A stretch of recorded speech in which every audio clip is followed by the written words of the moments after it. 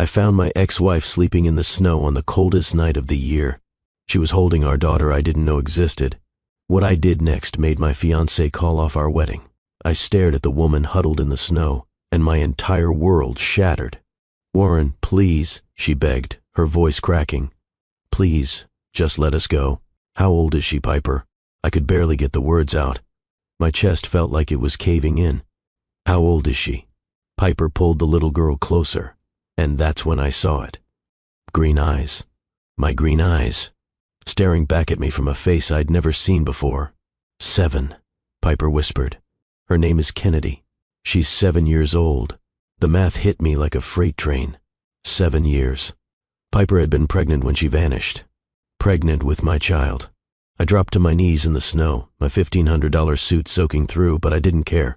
I didn't care about anything except the little girl shivering in her mother's arms. "Are you—" I had to stop. I had to breathe. "Are you telling me I have a daughter?" Piper's face crumpled. "I'm sorry. I'm so sorry." The little girl, Kennedy, my daughter, looked at me with those eyes, my eyes, and asked in the smallest voice I'd ever heard, "Mama, who is this man?" And right then, right there, I knew my perfect life was about to explode. Because 3 hours earlier, I'd been planning my wedding to another woman. Now I was staring at a child I never knew existed. Have you ever made a split-second decision that destroyed your entire life as you knew it? I have, and I'd do it again in a heartbeat. If you've ever had to choose between your head and your heart, between the life you planned and the life you were meant to live, hit that like button right now and subscribe to Love and Twilights with Dr. Phillips. Because what I'm about to tell you will take you on a journey through betrayal, sacrifice, and a love I thought I'd lost forever. This is my story, and I promise you, you've never heard anything like it.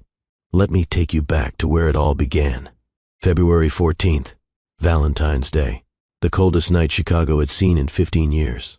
-15 degrees with a wind chill that could kill you in minutes. I'm Warren Beck, and at 32 years old, I had everything a man could want. I was the CEO of Beck Industries, a tech company worth $400 million that I'd built from the ground up. I lived in a penthouse in the Gold Coast that overlooked Lake Michigan. I drove a Mercedes that cost more than most people's houses, and I was engaged to Adrienne Hartwick, daughter of the Hartwick Hotel Empire, a woman so beautiful that strangers literally stopped and stared when she walked into a room. My life was perfect. At least, that's what I told myself every single day. That's what I told myself that night as I worked late in my corner office on the 10th floor of Beck Industries headquarters. The acquisition deal I'd been chasing for 6 months was finally coming together, and I needed to review the contracts one more time before the morning signing. My phone kept buzzing. Adrienne, calling for the 7th time that hour. We were supposed to do a walkthrough of the wedding venue that evening, someplace in Lincoln Park with imported marble and crystal chandeliers and a price tag that could feed a small country. I'd forgotten. Again. I'll call her back, I told myself. I'll apologize. I'll send flowers. I'd done it 100 times before, and Adrienne always forgave me. That's what being a Beck meant. You worked. You succeeded. You made money. Everything else came second. My father, Preston Beck, had taught me that from the time I could walk. Success isn't given, Warren. It's taken. You want to be somebody in this world? You work harder than everyone else. You sacrifice more. You never, ever let sentiment get in the way of building your empire. And I'd listened. God help me, I'd listened to every word. I signed the last contract at 12:43 in the morning. The building was empty, except for security. The streets outside were deserted. The blizzard had started around 11, and the weather service was telling people to stay indoors. I should have stayed at the office.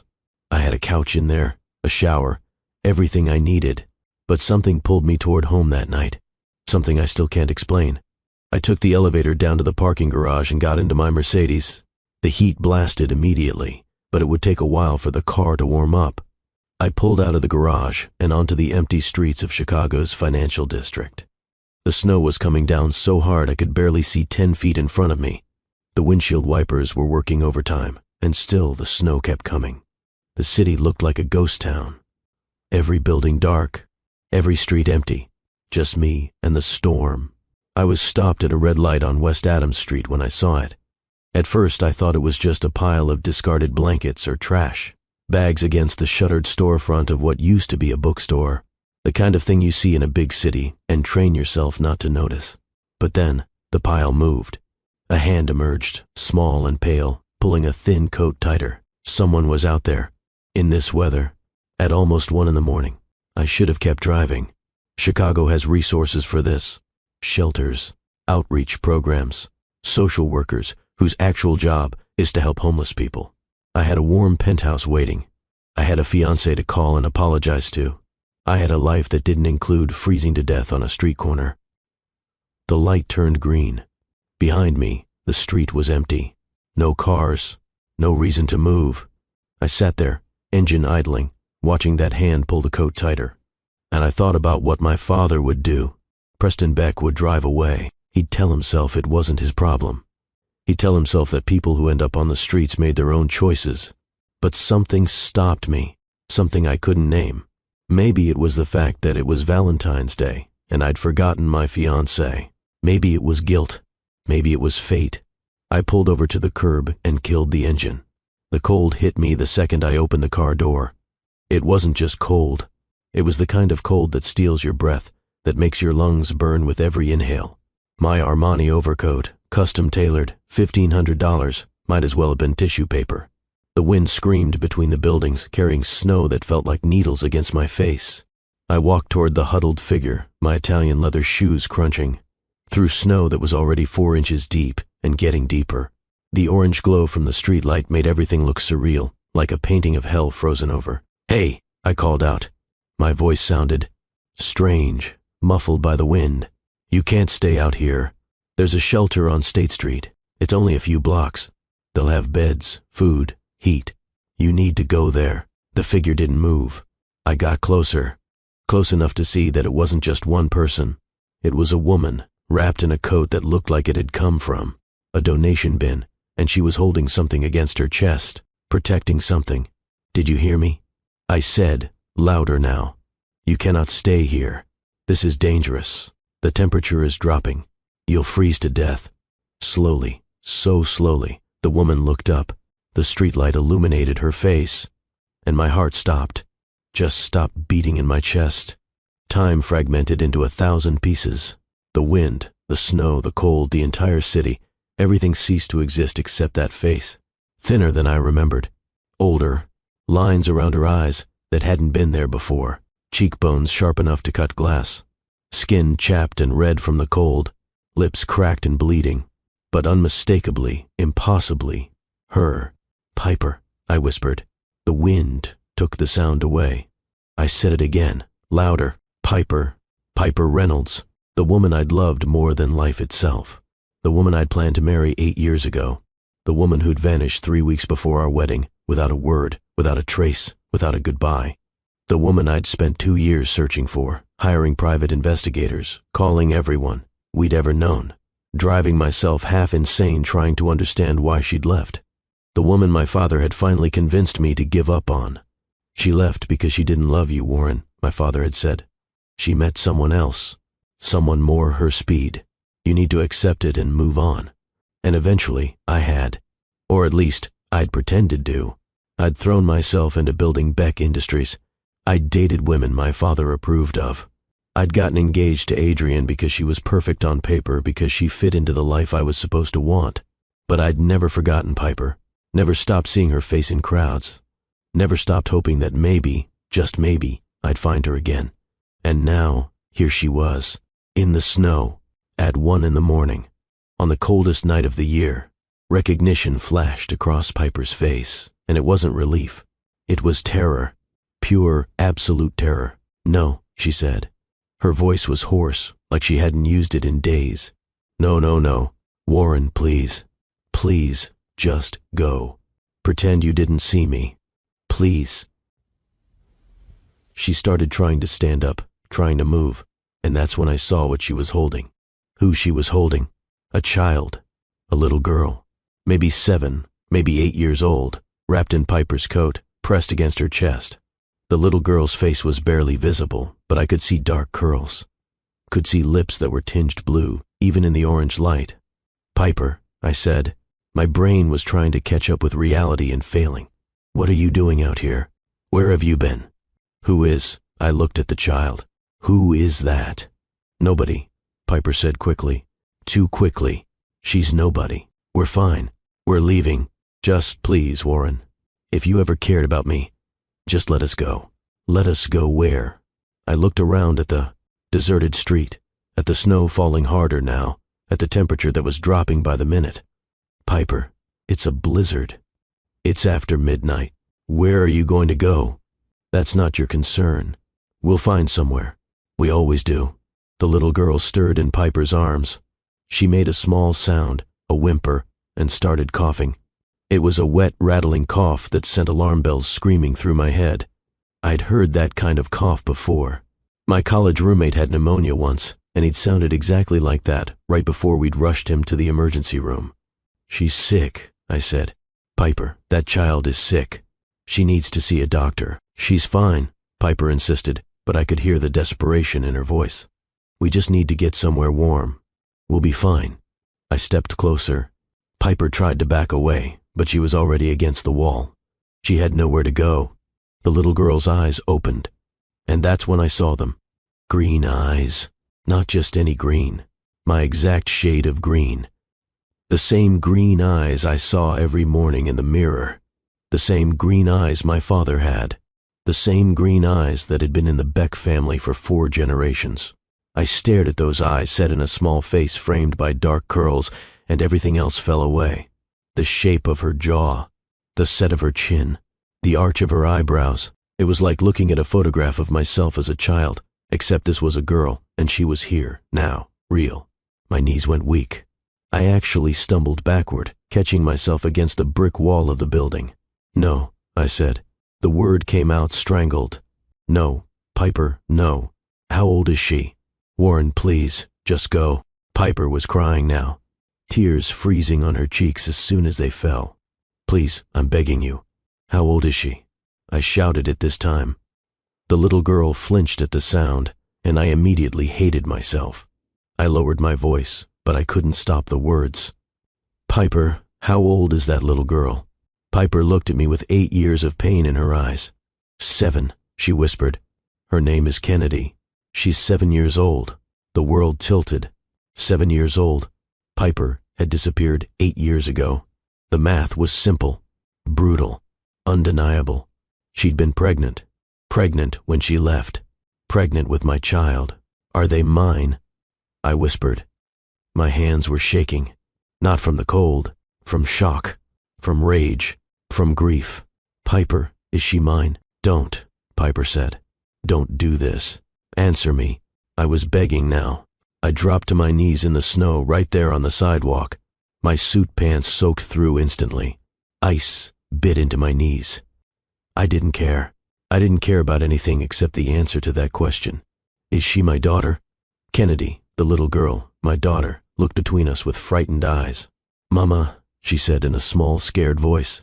Mama, what's happening? It's okay, baby, Piper said, holding her tighter. It's okay. We're going to leave now. We're going to. She tried to stand again. Her legs shook. She nearly fell. I jumped up and reached out to steady her, and Piper jerked away like I'd tried to hit her. Don't touch us, she said. You can't have her. I won't let you take her from me. Take her? I stared at Piper in disbelief. I don't want to take her. I just want to understand. My voice broke. I just want to know if I have a daughter. Piper's face crumpled. She looked down at Kennedy, then back at me. Yes, she said finally. Yes, Warren. She's yours. Kennedy is your daughter. The words hit me like a physical blow. I actually staggered backward. My hand went to my chest because I couldn't breathe. Couldn't get air into my lungs. I have a daughter. A 7-year-old daughter. 7 years of her life had passed, and I'd known nothing. 7 birthdays. 7 first days of school. 7 years of growing and learning and existing in the world, and I'd missed all of it. Why? The question came out raw. Why didn't you tell me? Why did you disappear? Piper, we were going to get married. We were planning a life together, and you vanished. And you were pregnant? You were carrying my child, and you didn't tell me. I couldn't, Piper said. She was sobbing now, her whole body shaking. I couldn't tell you. Your father, She stopped. She looked at Kennedy, who was watching us with those two old eyes. Not here. I can't talk about this here. Then come with me, I said. Please, Piper. Come somewhere warm where we can talk, where Kennedy can get out of this cold. No. Piper shook her head violently. No. You'll call the police. You'll say I kidnapped her, or that I'm unfit. You'll take her away. I would never do that, I said. Piper, look at me. I would never take a child from her mother. But she's freezing. You're both freezing. Please just let me help you get warm, and then we can talk. That's all. Just talk. Kennedy coughed again, harder this time. Her small body shook with the force of it. Piper looked down at her with pure fear in her eyes. Baby, are you okay? Kennedy tried to answer, but she just coughed more. When she finally stopped, she looked up at Piper and said, Mama, I'm so cold. I'm so cold, and I don't feel good. That did it. I saw the exact moment Piper's resistance broke. She closed her eyes, and more tears spilled down her frozen cheeks. Okay, she whispered. Okay, but just to get warm. Then we leave. You'll never see us again. I nodded, even though I knew that was a lie. There was no way I was letting them disappear again. Not now. Not ever. My car is right here, I said gently. Let me help you. I put my arm around Piper to support her, and I felt how thin she was through the coat. Nothing but bones. When was the last time she'd eaten? I guided her to the Mercedes and opened the back door. Piper climbed in carefully, still holding Kennedy like she was afraid someone would rip her away. I took off my overcoat and wrapped it around both of them. It was real cashmere, warm and heavy. Kennedy's eyes went wide. This is so soft, she whispered. Like a cloud, the simple statement broke something inside me. My daughter had never felt cashmere before, had probably never felt anything truly warm and soft and expensive. What kind of life had she lived? I got into the driver's seat and cranked the heat up as high as it would go. Warm air blasted through the vents. Kennedy made a small sound of relief and burrowed deeper into my coat. I looked at them in the rearview mirror. Piper was staring out the window, her jaw tight, her body tense. She looked like she was waiting for the trap to spring. Where are we going? She asked. My place, I said. It's not far, just a few blocks. In the Gold Coast. Piper's eyes met mine in the mirror. Of course you live in the Gold Coast. Where else would Abek live? There was bitterness in her voice, and I didn't blame her. The Gold Coast was where Chicago's wealthiest lived. Old money, new money, all the money. It was as far from sleeping on the street as you could possibly get. We drove through the empty snow-covered streets in silence. Kennedy kept coughing. Piper kept holding her. I kept glancing in the mirror, still half convinced this was a dream. That I'd fallen asleep at my desk and this was some kind of stress-induced hallucination. But it was real. The woman I'd loved 8 years ago was in my car. And I had a daughter named Kennedy who was sick and cold and had never felt cashmere before. I pulled into the underground garage of my building and parked in my reserved spot. The garage was heated and the temperature difference was immediate. Come on, I said, getting out and opening their door. We'll take the elevator up. Piper climbed out, still clutching Kennedy. She looked around the garage at the other cars. Mercedes, BMW, Tesla, Porsche. Cars worth more than most people made in a year. This is where you live, she said quietly. Not a question, a statement. Yes, I said. Come on. The elevator is this way. We crossed the garage, and I used my keycard to access the private elevator that went directly to the penthouse. Piper's eyes widened when the elevator doors opened to reveal mirrored walls and a crystal chandelier. You have a chandelier in your elevator, she said. Yeah, I said. I felt oddly embarrassed. The building management put it in. It's not something I requested. We stepped inside. Kennedy was staring at her reflection in the mirrors at the little girl in dirty clothes, wrapped in a coat that cost more than a car. Who is that? She asked quietly. That's you, baby, Piper said gently. That's us in the mirror. I've never seen so many of us before, Kennedy said. There's us everywhere. I realized she'd probably never been in a mirrored space before, never been anywhere nice enough to have floor-to-ceiling mirrors. The elevator rose smoothly, silently, 40 stories up. When the doors opened, they opened directly into my penthouse, into the foyer with its marble floors and modern art, and floor-to-ceiling windows overlooking the frozen lake. Kennedy gasped. She actually gasped out loud. Do you live in the sky? She asked, staring at the windows, at the city spread out below us like a carpet of lights. I live pretty high up, I said. Come on. Let's get you warmed up. I led them through the foyer into the main living area. The penthouse was exactly what you'd expect for a single tech CEO with too much money and too little time. Minimalist furniture, white leather couches, a television the size of a small car. Everything clean and expensive and utterly impersonal. Adrian had tried to add feminine touches, vases and throw pillows, and art she'd picked out, but it still felt like a showroom, not a home. Piper stood in the middle of the living room, looking lost and out of place. Kennedy was still staring at everything, her mouth open. Sit down, I said, gesturing to the couch. Please. You must be exhausted. Piper sat on the very edge of the couch like she was afraid to really settle in. Kennedy stayed on her lap, her small arms wrapped around Piper's neck. I went to the thermostat and turned it up. Then I went to the kitchen and filled a glass with water. Here, I said, bringing it to Piper. Drink this. When did you last have water? Piper took the glass with shaking hands and drank the whole thing in one long swallow. More? I asked. She nodded. I brought her 3 more glasses, and she drank them all. Dehydration. Of course she was dehydrated. When you're homeless, you can't just grab a bottle of water whenever you want. What about food? I asked. When did you last eat? Yesterday morning, Piper said quietly. There was a church that was giving out breakfast.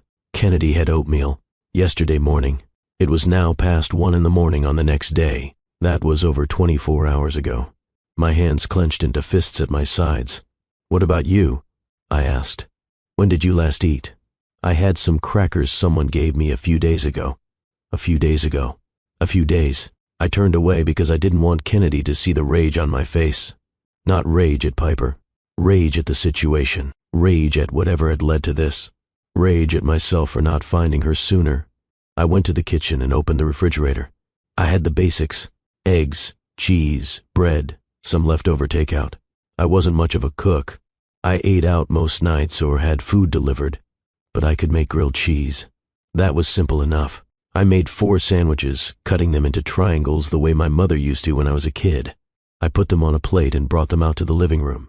Here, I said. It's not much, but it's food. Eat. Piper looked at the plate like it was a mirage. Kennedy's eyes went huge. Is that really for us? She asked. Yes, sweetheart, I said. It's all for you. Eat as much as you want. Kennedy looked at Piper for permission. Piper nodded, tears streaming down her face. It's okay, baby. Eat. Kennedy grabbed a sandwich with both hands and bit into it. Then she made a sound, a small moan of happiness, and started eating faster. Slow down, Piper said gently, touching her daughter's back. Slow down, baby. There's more. You don't have to rush. But Kennedy couldn't slow down. She ate all 4 sandwiches in less than 5 minutes. When she finished, she looked at me with cheese on her chin and asked, Is there more? My heart shattered into a million pieces. Yes, I said. There's more. I'll make you as much as you want. I went back to the kitchen and made 4 more sandwiches. Kennedy ate 3 of them. Piper ate 1, slowly, like she was trying to make it last. When they finally stopped eating, Kennedy's eyes were drooping. The warmth and the food were pulling her towards sleep. She leaned against Piper's chest and closed her eyes. She's exhausted, Piper said, running her fingers through Kennedy's dark curls. We've been walking for hours trying to find somewhere to sleep. It's harder in winter. The shelters fill up fast. I couldn't speak. If I spoke, I'd scream. I'd punch a hole in the wall. I'd break down completely. My daughter had been walking in a blizzard looking for a place to sleep. Come on, I finally managed to say. There's a guest room. You can sleep there tonight. We'll talk in the morning. I led them down the hallway to the guest room. It was large, decorated in whites and silvers, with a king-size bed and an attached bathroom. Adrian stayed here sometimes when she slept over. The irony wasn't lost on me. Piper looked at the bed like it was something from another planet. Kennedy's eyes had opened again, and she was staring at it too. Is that all for sleeping? Kennedy asked. Yes, I said. It's very soft. You'll like it. I've never slept on a real bed, Kennedy said matter-of-factly. Just floors and benches, and sometimes Mama lets me have the sleeping bag and she sleeps on the ground. I had to leave the room. I had to get out before I lost it completely. The bathroom has towels and soap, I said, my voice rough. Take a hot shower, both of you. I'll find some clothes you can sleep in. I'll be right back. I went to my bedroom and closed the door. Then I braced my hands on my dresser and tried to breathe. My daughter had never slept on a real bed. She'd been sleeping on the ground while I slept on a king-size mattress that cost $5,000. While I'd been closing business deals and going to fancy restaurants and planning a wedding that cost more than most people's houses, my daughter had been hungry and cold and homeless. I wanted to scream. I wanted to break everything in the room. Instead, I opened my drawers and pulled out an old college sweatshirt and a pair of pajama pants. I found a t-shirt that would be huge on Kennedy, but at least it was clean and soft. I brought them to the guest room and knocked on the door. Piper opened it a crack. "Here," I said, handing her the clothes. "They'll be big, but they're warm." "Thank you," Piper said quietly. She wouldn't meet my eyes. "Warren, not now," I said. "Get cleaned up. Get some sleep. We'll talk tomorrow, okay?" She nodded and closed the door. I heard the shower start a few minutes later. I went back to the living room and sat on the couch. I sat there for 2 hours, staring at nothing, trying to process what had just happened. My phone buzzed. Adrian again. I looked at it for a long moment, then turned it off. I couldn't deal with that right now. I couldn't deal with anything except the fact that Piper and Kennedy were in my guest room, that I had a daughter, that everything I thought I knew about my life was a lie. Eventually, I heard the guest room door open. I stood up, expecting Piper. But it was Kennedy. She was wearing my t-shirt like a dress, the hem dragging on the floor. Her dark curls were wet and shiny. She looked clean and warm and so small. She stood in the hallway, looking at me with uncertain eyes. "I couldn't sleep," she said quietly. "Mama's in the shower and I woke up and didn't know where I was. That must have been scary," I said gently. "I'm sorry." "It's okay," she said. She took a few hesitant steps into the living room. "Can I ask you something?" "Of course. Anything. Are you really my dad?" The question hit me like a truck. I knelt down so we were at eye level. "Yes," I said. "I really am. How come I never met you before?" I stopped. How did I explain this to a 7-year-old? "That's complicated, sweetheart. It's not because I didn't want to meet you. I didn't know you existed. If I'd known about you, I would have moved heaven and earth to find you." Kennedy studied my face with those serious green eyes. "Do you promise you're not going to make us leave?" "I promise," I said. "I promise you can stay as long as you need, as long as you want." "People break promises," Kennedy said. Her voice was matter-of-fact, like she was stating a known truth. "Grown-ups say things, and then they don't do them. Some people do," I said carefully. "But I won't. You can watch me. You can see if I keep my word, okay?" Kennedy thought about this. "Okay," she said finally. "Can I watch TV? You have that really big TV. Do you know how to use it?" I asked. "I've seen them in stores," Kennedy said. "We used to go to the electronics store when it was really cold because they had heaters and we could stand inside and pretend we were looking at stuff. But I've never actually watched one. My daughter had never watched television." "Come here," I said. "I'll show you." We sat on the couch and I turned on the TV. I found a channel that played animated movies. A bright, colorful movie about a fish filled the giant screen. Kennedy's whole face lit up. "It's so big," she whispered. "And there's colors and music and—" She turned to look at me. "This is the most amazing thing I've ever seen." "It's just a movie," I said. Then I realized how that sounded. "I mean, I'm glad you like it." We sat there watching the movie. Kennedy scooted closer to me, inch by inch, until she was pressed against my side. After a while, her head drooped onto my arm. Her breathing evened out. She fell asleep right there, curled against me. I didn't move. I barely breathed. My daughter was asleep on my arm. This little girl I'd just met, who had my eyes and my chin and had survived things no child should ever have to survive, was trusting me enough to fall asleep touching me. Piper came out of the guest room 20 minutes later.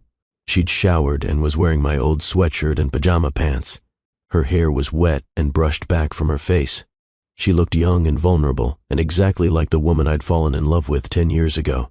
She saw Kennedy asleep on my arm and froze. "It's okay," I said quietly. She couldn't sleep. She came out to watch TV. Piper crossed the room and gently lifted Kennedy into her arms. Kennedy stirred but didn't wake. I should put her to bed, Piper said. Wait, I said. Piper stopped. Before you go, I need to know. I need to understand. Why did you leave? Why didn't you tell me you were pregnant? We can talk tomorrow, Piper said. No, I said. I kept my voice low so I wouldn't wake Kennedy, but there was steel in it. No, Piper, I've waited 8 years. I'm not waiting any longer. You owe me an explanation. You owe me the truth. Piper's eyes filled with tears. Okay, she whispered. Okay, let me put her to bed, and then we'll talk. She carried Kennedy back to the guest room. I heard her moving around, tucking Kennedy in, whispering softly. When she came back out, she closed the door behind her carefully. Then she stood in the living room, arms wrapped around herself, looking like she wanted to disappear. Sit down, I said. Please. She sat on the couch, as far from me as possible. I sat in the chair across from her. Now, I said. Tell me everything. Piper took a shaky breath. 8 years ago, I found out I was pregnant. I was 22. We'd been engaged for 3 months. I was terrified, but also excited. We'd talked about kids, remember? We'd said maybe someday, after we got married, after we were more settled. But it was happening sooner than planned, and I thought, she laughed, a bitter sound. I thought you'd be happy. I would have been, I said. My hands gripped the arms of the chair. Piper, I would have been thrilled. I know that now, she said. But then, I didn't know. I was young and scared, and I made a terrible mistake. What mistake? I went to your office to tell you, Piper said. To Beck Industries. I was going to surprise you, tell you we were going to have a baby. But you weren't there. You were in a meeting or something. Your father was there instead. My blood ran cold. Your father knew I was there to see you, Piper continued. He called me into his office. He was so polite, so charming. He offered me coffee and asked me to sit down. And then he told me he knew I was pregnant. How did he know? I asked. I don't know, Piper said. He just knew. He said he'd had me investigated from the moment you proposed to me. He had files, Warren. Thick files about my whole life. My parents' bankruptcy when I was 10. My mother getting arrested for shoplifting when we couldn't afford food. My scholarship applications where I wrote about growing up poor. He had everything. Rage was building in my chest, hot and toxic. What did he say? He said I was a gold digger, Piper said. Tears were streaming down her face now. He said I'd gotten pregnant on purpose to trap you, to get access to the Beck fortune. He said you'd never actually marry someone like me, that you were only with me to rebel against him, to prove you could make your own choices. He said eventually you'd realize your mistake and resent me for ruining your life. That's not true, I said. My voice shook. Piper, none of that is true. I loved you. I wanted to marry you. I wanted to spend my life with you. I know, she whispered. I know that now. But then I was 22 years old, pregnant, and the most powerful man in Chicago was telling me I was going to destroy you. What did he want? He made me an offer, Piper said. $200,000 to disappear, to never contact you again, to sign legal papers saying I'd never name you as the father, to just vanish, like I'd never existed. I shot to my feet. The chair nearly tipped over. He paid you to leave? My father paid you to abandon me? Yes, Piper said, and I took it. I took the money and I signed the papers and I left. Why? I was shouting now. Why would you do that? Why didn't you come to me? Why didn't you tell me what he'd said? Because I was terrified, Piper shouted back. Then she lowered her voice, glancing at the guest room door. Because your father said if I didn't take the deal, he'd destroy me. He'd sue for custody and make sure I never saw my baby again. He said I'd never win against Beck family lawyers, that I had no money, no family, no support, that any judge would give you custody, and then he'd make sure you kept the baby away from me, just to punish me for trying to trap you. I couldn't finish. I couldn't breathe. My father had threatened to take her baby, had threatened to use me as a weapon against her. I was so scared, Piper said. I didn't know what to do. I had no one to ask for help. My parents were dead. I had no siblings, no family. And your father was so convincing. He showed me articles about custody battles where poor mothers lost to rich fathers. He made it seem inevitable. So I took the money and I left. I thought I was protecting my baby. I thought I was doing the right thing. Where did you go? Portland first, Piper said. I got a small apartment. I enrolled in community college because I wanted to make something of myself. I wanted to be someone worthy of. She stopped. It doesn't matter. The pregnancy was complicated. I was on bed rest for 3 months. High blood pressure, risk of premature labor. The medical bills started piling up. Then Kennedy was born 6 weeks early. She had to stay in the NICU for 6 weeks. 6 weeks of round-the-clock care. My daughter had fought for her life in a NICU, and I'd known nothing. Was she? I asked. Eventually, Piper said, but the hospital bills were enormous. Even with insurance, I owed over $50,000. The money your father gave me was gone. All of it. I tried to work, but daycare for a premature baby cost more than I could make. I lost my apartment. I lost my car. She wiped her eyes. We ended up in a shelter. For how long? 2 years, Piper said. On and off. Sometimes I'd get a job and we'd have a place for a few months. Then I'd lose the job or the rent would go up and we'd be back on the street. We moved around, different cities, different shelters, trying to find somewhere we could make it work. How did you end up in Chicago? I don't even know, Piper said. We've been homeless for 3 years straight. No apartment, no car, just shelters and streets. We were in Milwaukee for a while, but it got dangerous. Someone tried to. She glanced at the guest room. Someone tried to hurt Kennedy. So we left. We ended up here 2 months ago. I thought maybe I could find work. Maybe we could start over. But it's been so cold, and the shelters are full, and I couldn't.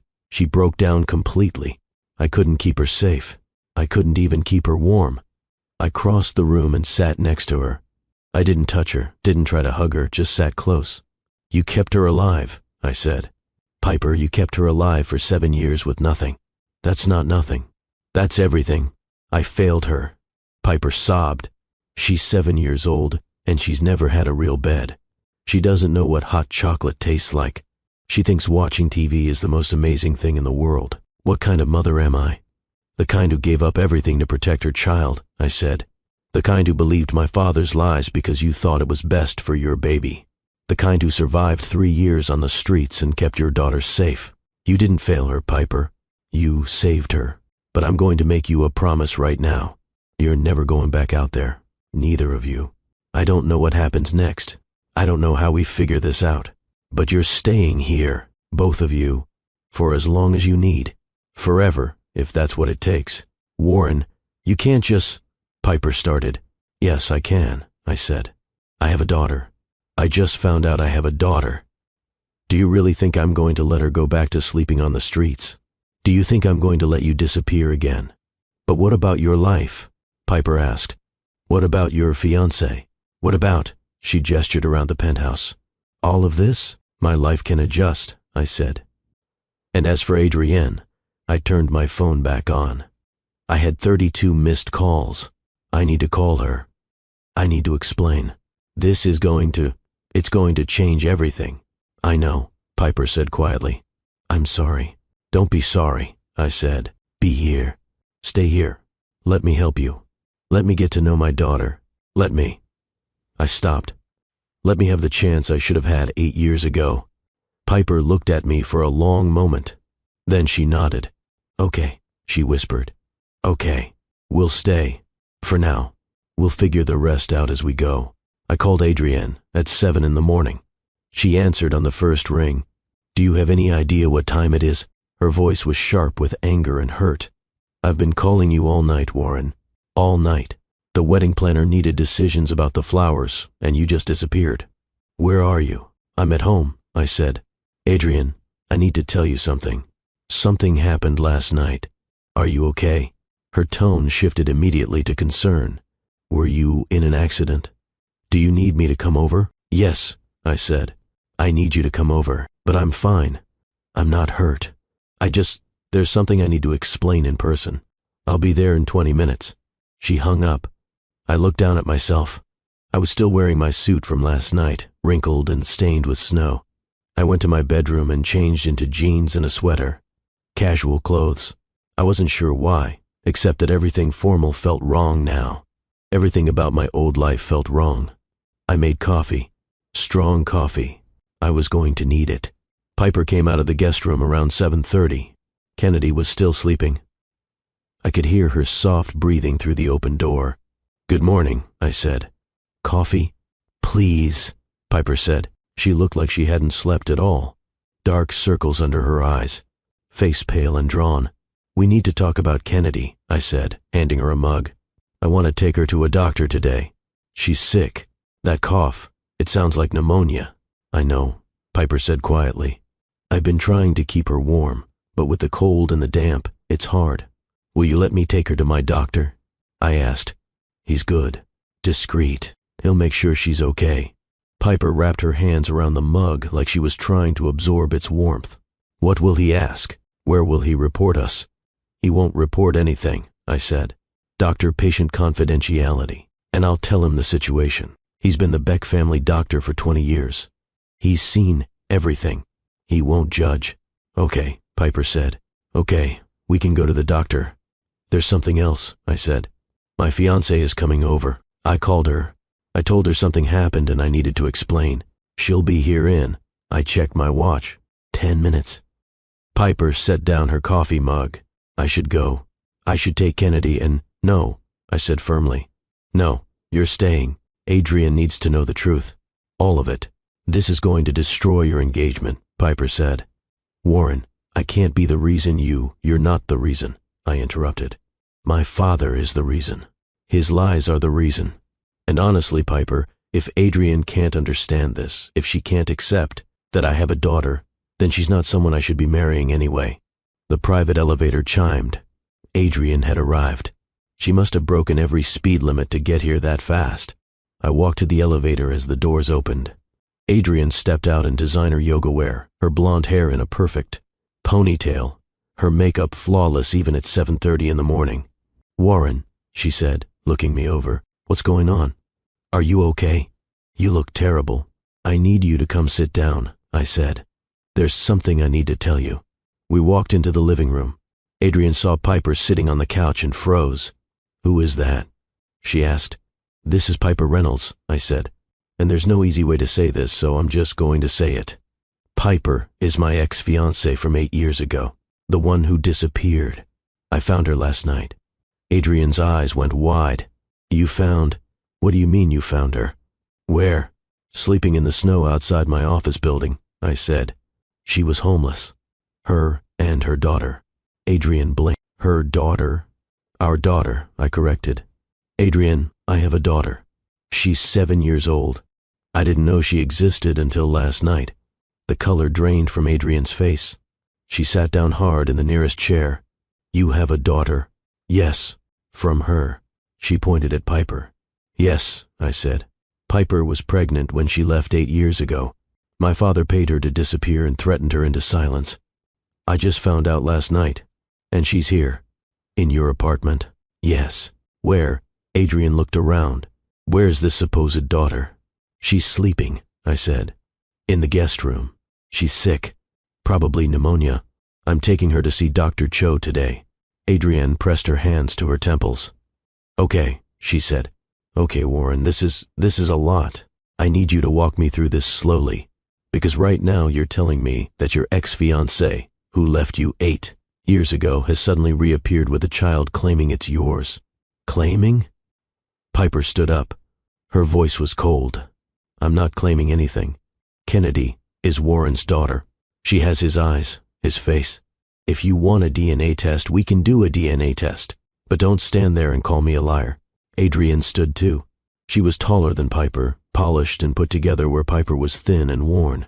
"I don't know you," Adrian said. "I don't know anything about you except that you disappeared 8 years ago and now you're suddenly back. Forgive me for being skeptical. My father paid her to leave," I said. "He threatened to take her baby away if she didn't. She was 22, pregnant, and terrified. She didn't come back because she thought I didn't want her. Or the child. That's what my father told her." "Your father," Adrian repeated. Preston did this? Yes, I said, and I'm going to deal with him. But right now the only thing that matters is Kennedy. My daughter, she's been living on the streets, Adrian. She's 7 years old and she's been homeless. I stopped. I can't just ignore that. I'm not asking you to ignore it, Adrian said. Her voice was carefully controlled. I'm asking you what you plan to do about it. They're staying here, I said. Both of them, until we figure out next steps. Here, Adrian repeated. In your apartment? Yes. For how long? I don't know, I admitted. As long as they need. Adrian looked at Piper, then at me, then at the hallway where Kennedy was sleeping. Warren, can we talk privately? Please? I looked at Piper. She nodded slightly. I'll check on Kennedy, she said quietly. She left the room. Adrian waited until she heard the guest room door close. Then she turned to me. Warren, I understand this is a shock. I understand you've just found out you have a child, but you need to think clearly. You don't know this woman anymore. You don't know what she's been doing for 8 years. And you certainly don't know if that child is actually yours. She's mine, I said. Adrian, I looked at her. I saw her eyes. They're my eyes. How do you know she didn't find some other child with green eyes and is using her to get to your money? Adrian asked. Warren, you're a wealthy man now, much wealthier than you were 8 years ago. This woman shows up conveniently homeless with a child and a sob story about your father, and you're just going to believe her? You think she's lying, I said slowly. I think you need to get a DNA test before you make any life-changing decisions, Adrian said. And I think you need to be very, very careful. This could be a scam. It's not a scam, I said. How do you know? Because Piper didn't come to me, I said. I found her. She was sleeping in a blizzard. She tried to leave when she saw me. She begged me to let her go. If this was about money, she would have come to me years ago. She would have demanded help. She did neither of those things. Maybe that's part of the scam, Adrian said. Make it look like she doesn't want anything, so you'll give her everything. I stared at the woman I was supposed to marry in 3 months. The woman I'd proposed to because she fit perfectly into my life. And I realized I didn't really know her at all. Do you hear yourself? I asked quietly. Yes, Adrian said. I hear myself being rational while you're being emotional. A woman you haven't seen in 8 years shows up with a child, and you're ready to blow up your entire life based on what? A pair of green eyes? She's 7 years old and she's never slept in a real bed, I said. She doesn't know what hot chocolate is. She thinks watching TV is magical. What kind of scam involves putting a child through that? I don't know, Adrian said. But people do terrible things for money, Warren. You know that. Yes, I said. I do know that. My father paid $200,000 to destroy my relationship and hide my daughter from me. That's a pretty terrible thing to do for money and status, don't you think? That's different, Adrian said. That's how? I asked. How is that different? My father lied and manipulated and threatened a pregnant woman. But you think Piper is the problem here? Adrian's face flushed. I'm trying to protect you. I don't need protection, I said. I stopped. I need to do the right thing. For Kennedy. For the daughter I didn't know I had. And what about me? Adrian asked. Her voice rose. What about us? What about our wedding? Our life together? Warren, we've been planning this for a year. We have deposits on venues, on caterers, on flowers. We have 200 people invited. And you're going to throw that all away for a woman who left you and a child you've known for less than 12 hours? If I have to, yes, I said. The words came out before I'd fully thought them through. But once they were out, I knew they were true. Adrian, I have a daughter. She comes first. She has to. You're choosing them, Adrian said. Choosing a woman who abandoned you and a child who probably isn't even yours. Over me. Over us. I'm choosing my daughter, I said. Whether you believe she's mine or not, I know she is. And yes, she comes first. What kind of man would I be if I turned my back on her? A smart one, Adrian said. Her voice was cold now. A man who doesn't let emotions override logic. Warren, if you do this, if you let them stay here, our engagement is over. Is that a threat? I asked. It's a fact, Adrian said. I'm not going to stand by and watch you play house with your ex-girlfriend and her child. I'm not going to be second best to some woman who got pregnant to trap you 8 years ago. Then I guess we're done, I said. The words hurt coming out, but they also felt right. I'm sorry, Adrian. You deserve someone who can put you first. But right now, I can't be that person. Kennedy needs me, and I'm going to be there for her. Adrian stared at me for a long moment.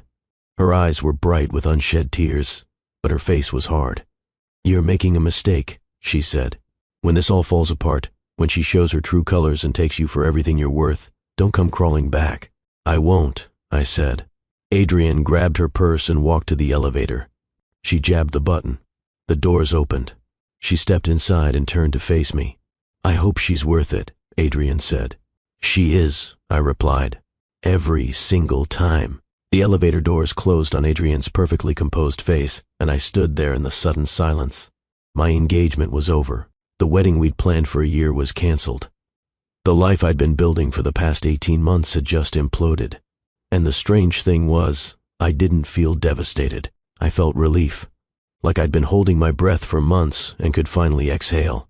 I heard the guest room door open. Piper stood in the hallway, her face anxious. Is she gone? Piper asked. Yes, I said. She's gone. I'm sorry, Piper said. Warren, I never wanted to come between you and... You didn't, I interrupted. Adrienne made a choice. She chose to see you and Kennedy as a threat instead of understanding the situation. That's on her, not you.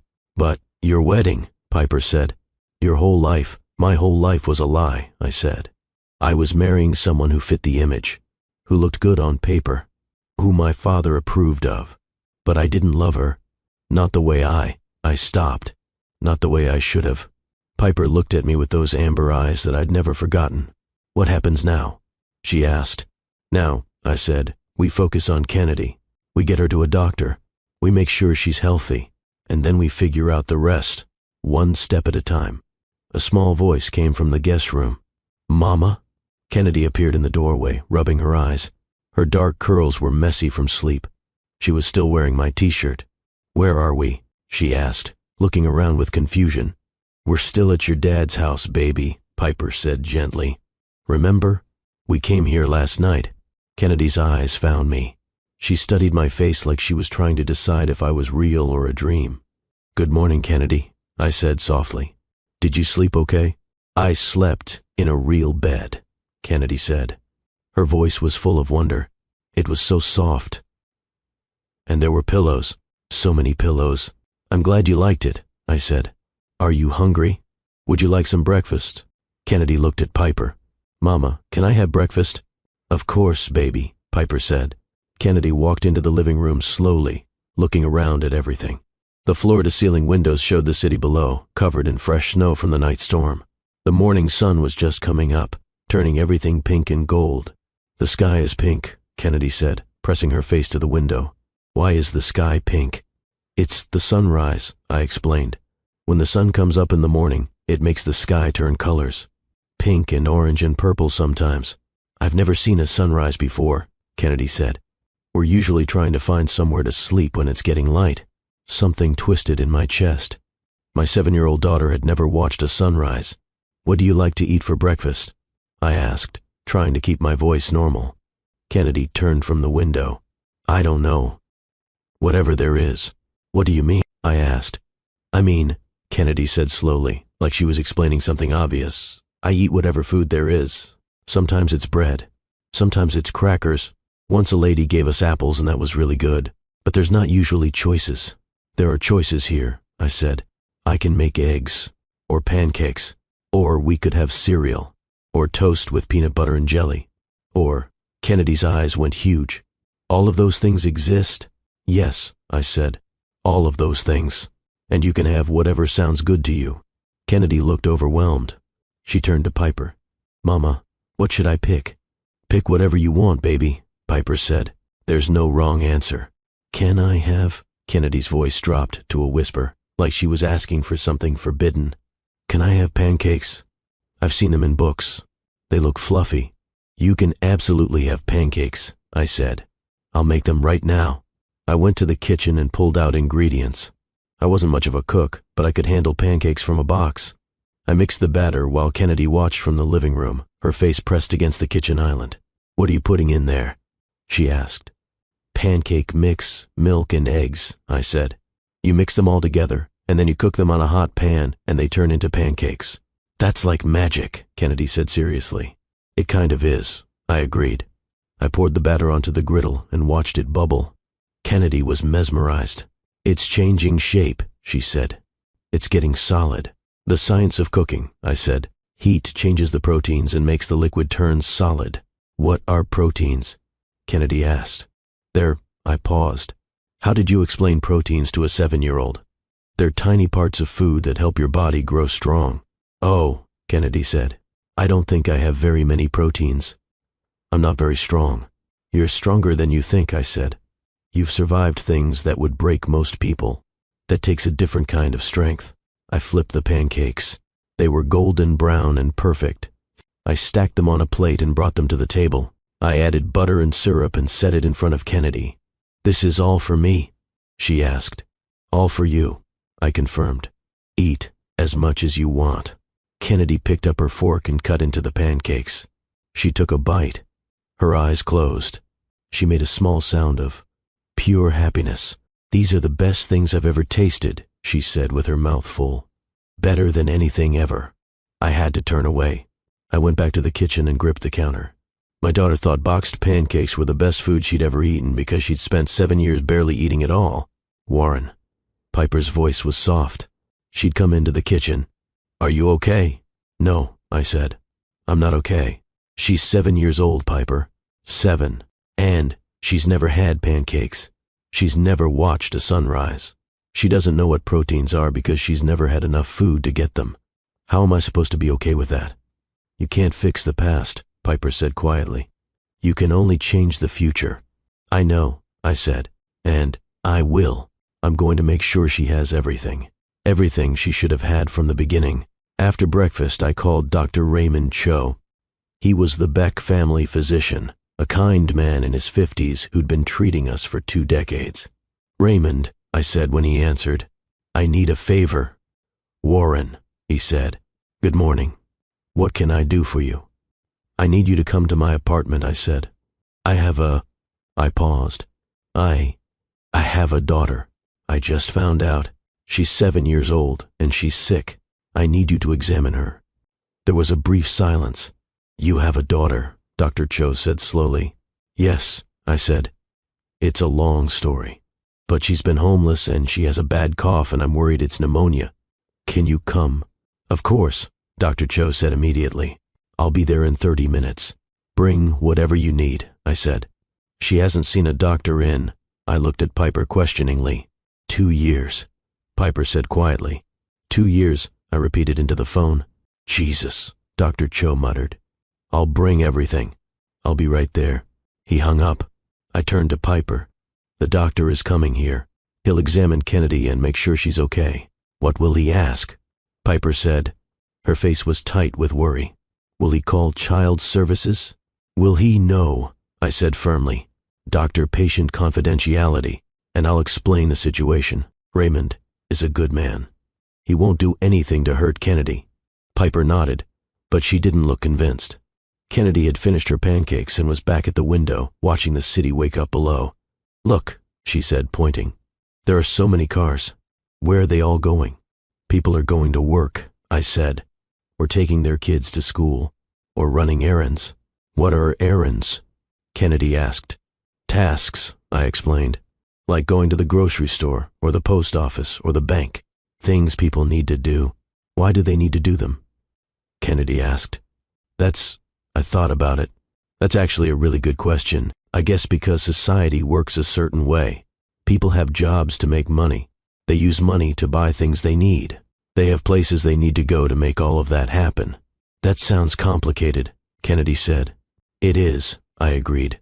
Very complicated. I like it better here, Kennedy said. Just looking at everything, not having to go anywhere.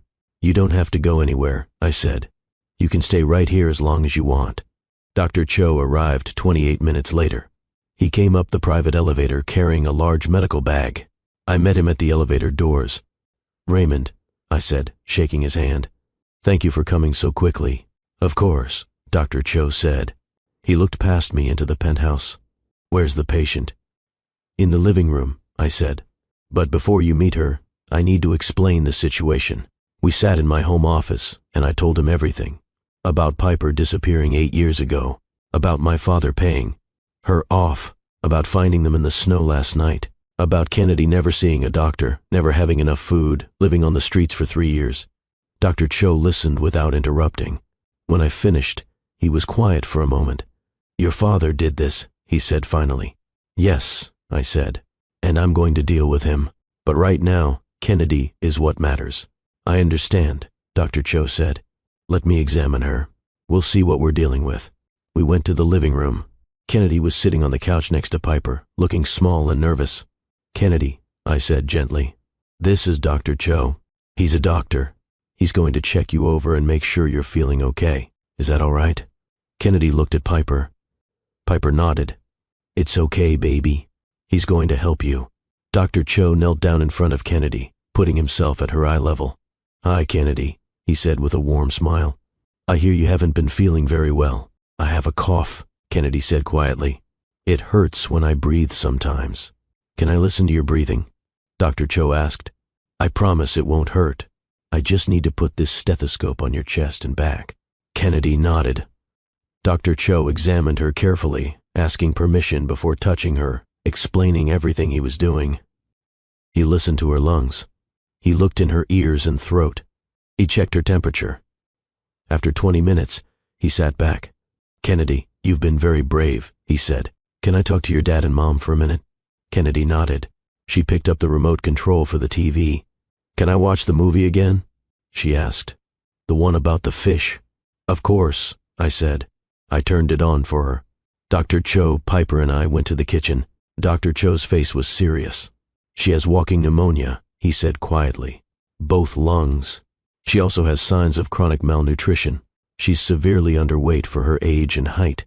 There's evidence of old injuries. A fracture in her left wrist that healed improperly. Scarring on her knees and elbows that suggests repeated trauma. The wrist, Piper said. Her voice shook.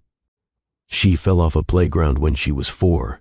I couldn't afford the emergency room. I set it myself with a splint I made from cardboard and tape. Dr. Cho's expression softened. You did the best you could with what you had, but she needs treatment now. Antibiotics for the pneumonia, vitamins for the malnutrition. I'd like to run some blood work to check for deficiencies, and she should see a pediatric specialist to assess her overall development. Whatever she needs, I said. Money is not an issue. Do whatever it takes. I'll write prescriptions, Dr. Cho said. He pulled out a prescription pad.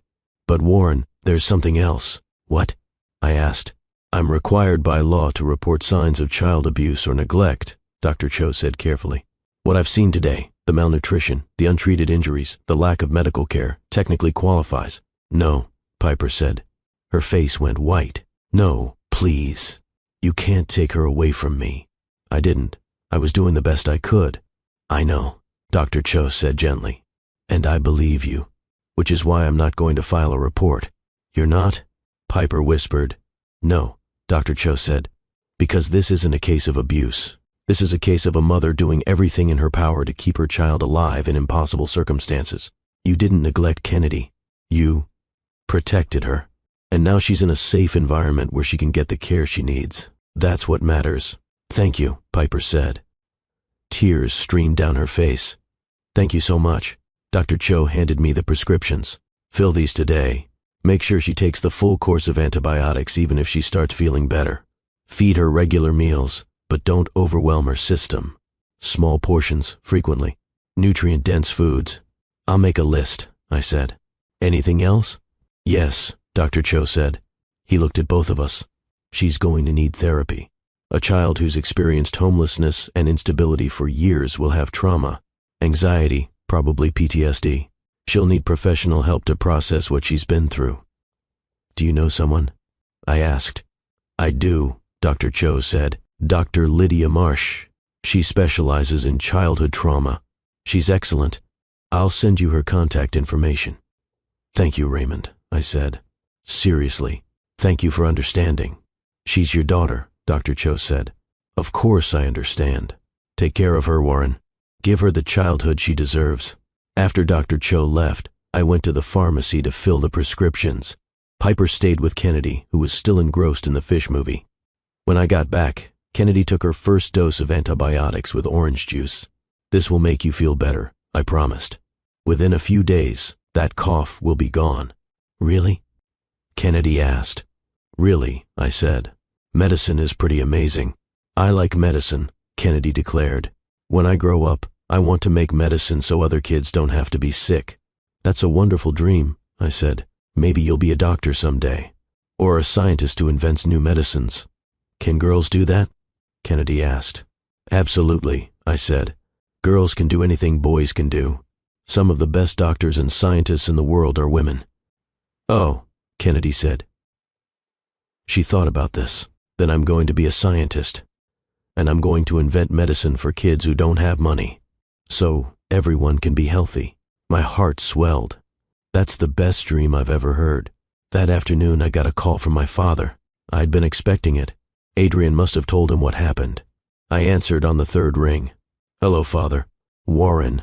My father's voice was cold and controlled. "Adrian called me this morning. She told me some ridiculous story about you finding your ex-girlfriend and a child. Please tell me she misunderstood." "She didn't misunderstand," I said. "I found Piper last night, and yes, there's a child. My child, your granddaughter." There was a pause. "I don't know what that woman told you," my father said, "but you need to be smart about this. Get a DNA test.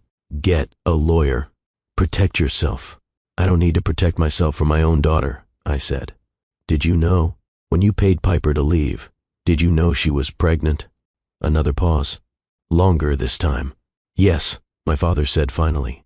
"I knew." "You knew," I repeated. My voice was dangerously quiet. "You knew I was going to be a father, and you paid Piper to disappear anyway." "I was protecting you," my father said. "That girl was going to ruin your life. She was going to trap you with a baby and bleed you dry. You're already successful now because I freed you from her." "Freed me?" I shouted. Kennedy flinched from across the room. I lowered my voice. "You didn't free me. You stole 7 years of my daughter's life from me. 7 years I can never get back." "She would have destroyed your focus," my father said. "You never would have built Beck Industries if you'd been playing house with a poor girl and her baby." "I built Beck Industries because I had nothing else," I said. "Because the woman I loved was gone and I threw myself into work to forget her. You didn't help me. You hollowed me out." There was silence on the line. Then my father said, "What do you want me to say, Warren?" "That I'm sorry. I did what any father would do. I protected my son's future. You protected your image," I corrected. "You couldn't stand that I chose someone who didn't fit your standards, someone who came from nothing. So you eliminated her." "Watch your tone," my father said. His voice had an edge now. "I'm still your father." "Are you?" I asked.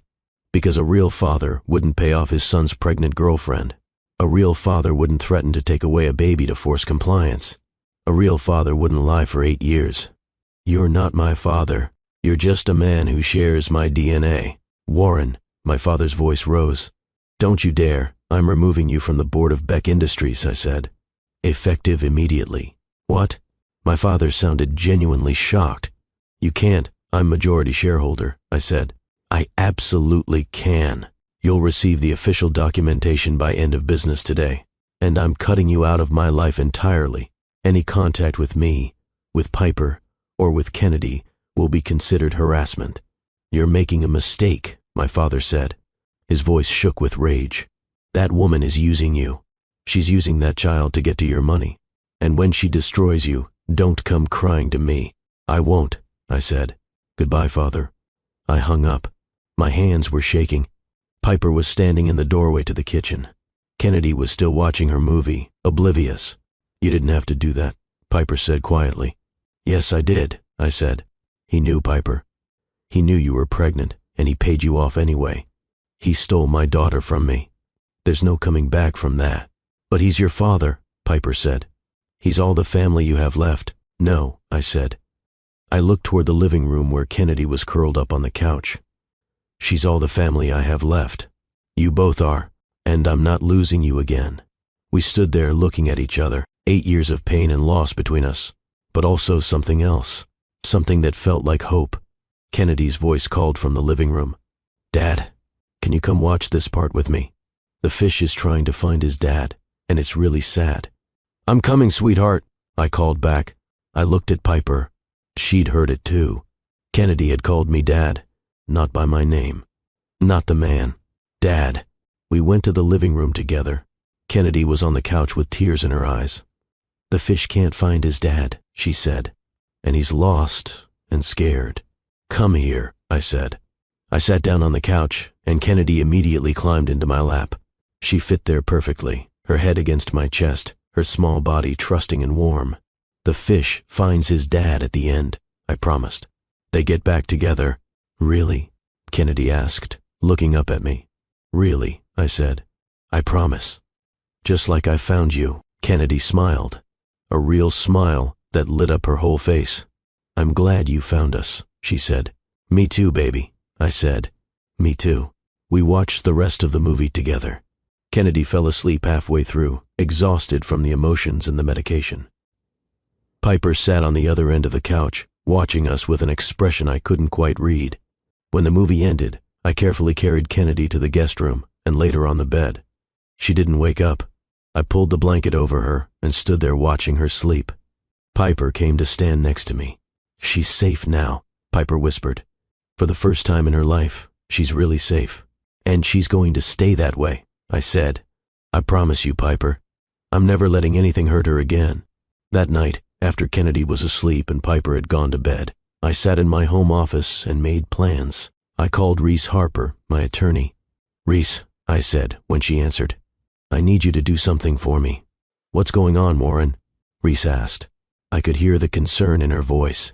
"Adrian called my office today and canceled all the wedding contracts. Are you okay?" "I'm better than I've been in years," I said, "but I need your help with something else." I told her everything, the whole story. When I finished, Reese was quiet for a long moment. "Your father paid her to disappear while pregnant," Reese said slowly, "and threatened her with custody litigation if she refused." "Yes," I said. "Warren, the documents she signed were signed under duress," Reese said. "They're not legally binding. If she was threatened and coerced, any halfway decent lawyer could get them thrown out." "Good," I said, "because I want them destroyed, every single one. I also want to establish legal paternity and custody. I'll do a DNA test to make it official, but I want everything documented. Joint custody with Piper, but I want to make sure Kennedy is protected." "I can draw up those papers," Reese said. "But Warren, are you sure about this? You've known this child for less than 24 hours. "She's my daughter," I said. "I'm absolutely sure." "Then I'll have everything ready by tomorrow," Reese said. "And Warren?" "Yes, I think you're doing the right thing." "Thank you," I said. "That means a lot." The next morning, I woke up early and made breakfast. Scrambled eggs, toast, fresh fruit. Simple food, but nutritious. Kennedy came out of the guest room in my t-shirt, her hair a wild tangle of curls. "Good morning," I said. "How did you sleep?" "Good," Kennedy said. She climbed onto a stool at the kitchen island. "I didn't cough as much last night. The medicine is working," I said. "That's great. I made you breakfast." Kennedy ate slowly this time, not the desperate gulping from before. She was starting to trust that food would keep coming, that she didn't have to eat like it might disappear. After breakfast, I said, "Kennedy, I need to talk to you about something." "Okay," Kennedy said. She looked nervous. "Am I in trouble?" "No, sweetheart," I said. "Not at all. I just want to explain what's going to happen. You and your mom are going to stay here with me for as long as you want. Forever, if that's what you choose. But to make it official, to make sure you're protected, I need to do something called a DNA test." "What's that?" Kennedy asked. "It's a test that proves I'm your dad," I explained. "Scientifically, it doesn't hurt. A doctor just takes a swab from inside your cheek, and then they test it in a lab, and it tells them if we're related. But you already know you're my dad," Kennedy said, confused. "I can see it. We have the same eyes." "I know," I said. "And you're absolutely right. But grown-up stuff requires paperwork and proof. So we need to do the test just to make it official." "Grown-ups are weird," Kennedy declared. "Very weird," I agreed. "But it's important. Is that okay with you? Kennedy thought about it. Will it hurt? Not at all, I promised. It's just a soft stick they rub on the inside of your cheek for a few seconds. Okay, Kennedy said. I can do that. Thank you, sweetheart, I said. You're very brave. I'm not brave, Kennedy said matter-of-factly. Brave people aren't scared. I'm scared all the time. Being brave doesn't mean you're not scared, I said. It means you do things even when you're scared, and you do that every day. So yes, you're brave. Kennedy thought about this, then smiled. Okay, I'm brave. The DNA test was done that afternoon. A technician came to the apartment. Kennedy was nervous, but she held still while the technician swabbed her cheek. Then mine. All done, the technician said. Results in 3 to 5 business days. I don't need 5 days, I thought. I already knew. But the legal system required proof. Over the next few days, Kennedy started to transform. The antibiotics were working. Her cough was getting better. The color was returning to her face. She was gaining weight. Small amounts, but noticeable. And she was smiling more.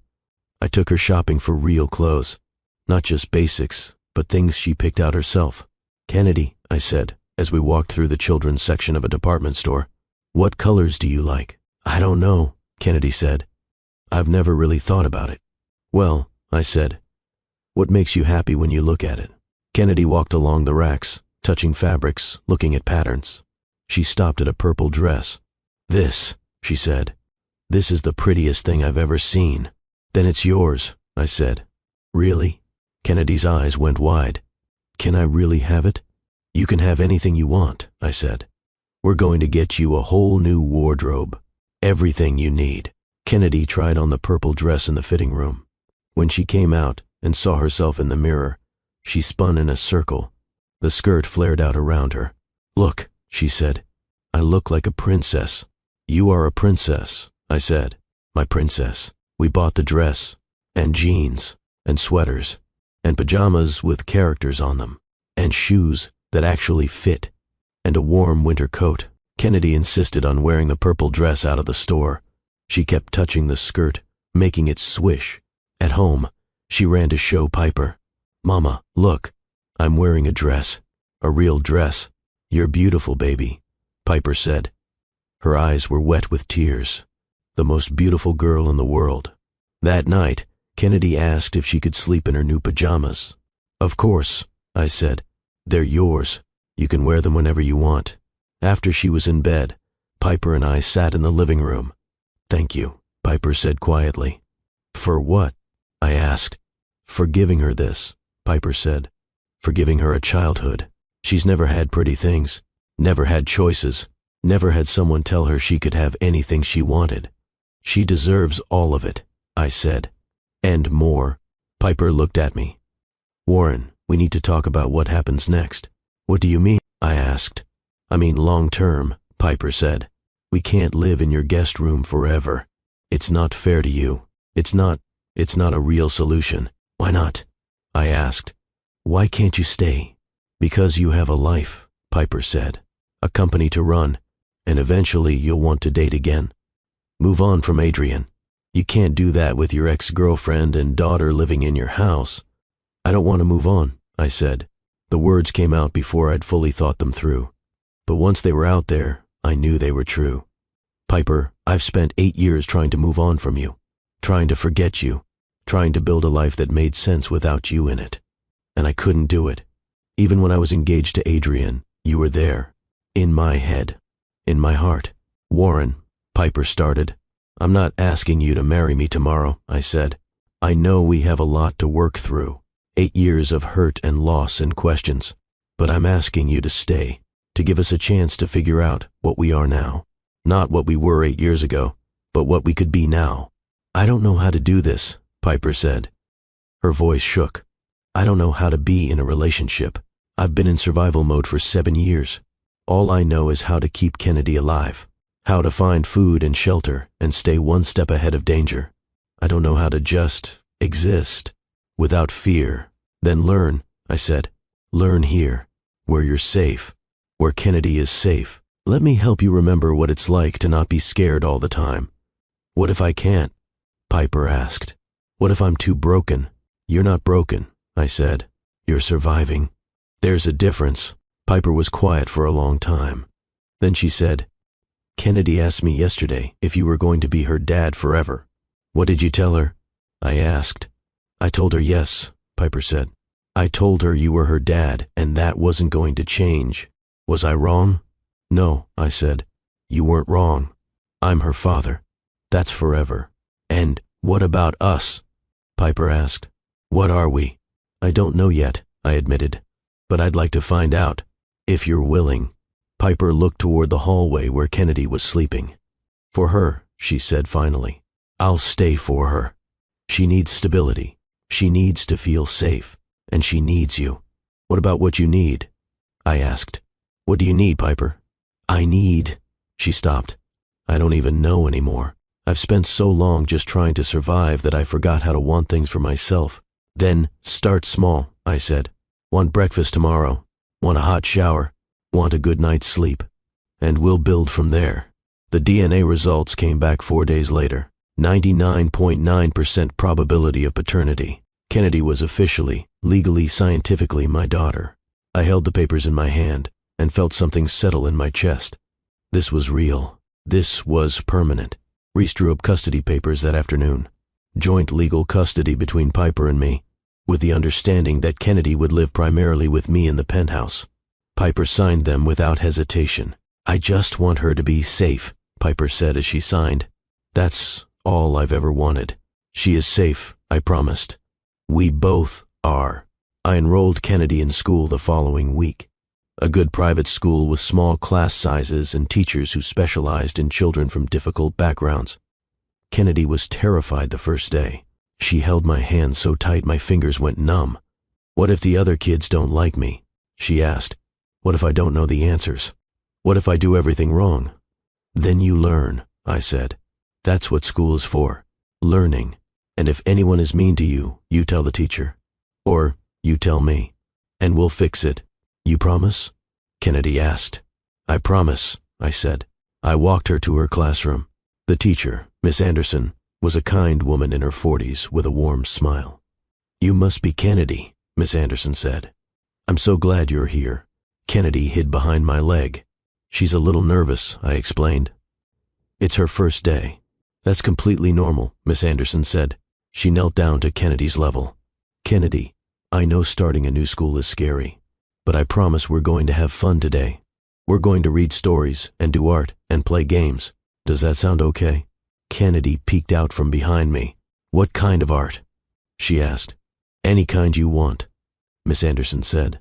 We have paints and markers and clay and glitter. So much glitter. I like purple, Kennedy said quietly. Then we'll use lots of purple, Miss Anderson promised. Kennedy looked up at me. You'll come back? She asked. At 3 o'clock, I said. I'll be right outside waiting for you. I promise. Okay, Kennedy said. She took a deep breath. Okay, I can do this. That's my brave girl, I said. I kissed the top of her head. I'll see you this afternoon. I left before I could change my mind and pull her out of school to keep her home safe with me. I went to my office at Beck Industries and tried to work. I checked my watch every 5 minutes. At 2:30, I left and drove to the school. I was 30 minutes early, but I didn't care. At exactly 3 o'clock, the school doors opened and children poured out. I scanned the crowd frantically until I saw her. Kennedy, in her purple dress, with a huge smile on her face. She ran to me. Dad, she shouted. Dad, I made a friend. Her name is Sophie, and she likes purple too, and we painted together, and the teacher said my painting was really good, and... She paused for breath. And I wasn't scared, not even once. I'm so proud of you, I said, picking her up and spinning her around. You did it. I did it, Kennedy agreed. Can I go back tomorrow? Every day, I promised. Every single day. Over the next weeks, Kennedy thrived. She made friends. She brought home artwork that we hung on the refrigerator. She learned to read new words and insisted on reading to me every night before bed. The scared, thin child from the snow was disappearing, being replaced by a confident, joyful little girl. If this story's hitting you right in the heart, if you're feeling every moment of this journey, do me a favor right now. Hit that like button. Drop a comment telling me what you would do in this situation. Would you choose your child over your perfect life? Would you walk away from everything to do the right thing? I want to hear from you. And subscribe to Love and Twilights with Dr. Phillips, because this story isn't over yet. The transformation that's coming, the healing, the second chances, you're not going to want to miss it. Piper was changing too. Slowly, she enrolled in online college courses, working toward the degree she'd abandoned when Kennedy was born. She wanted to be a teacher. I want to help kids who come from situations like Kennedy's, she explained. Kids who've been through trauma, who've been homeless or hungry or scared. I want them to know they can survive, that they can thrive. You'll be amazing at that, I said. You already are. Piper started therapy too, working through the trauma of the past 8 years. The fear, the guilt, the survival mode she'd been stuck in for so long. It's hard, she told me one night. Talking about it, facing it. But I think it's helping. I'm glad, I said. You deserve to heal. So does Kennedy. Kennedy was in therapy too, with Dr. Lydia Marsh, the specialist Dr. Cho had recommended. Dr. Marsh said Kennedy had anxiety and PTSD, which wasn't surprising given what she'd been through. But she was responding well to treatment. She's resilient, Dr. Marsh told me after one of Kennedy's sessions. Children often are.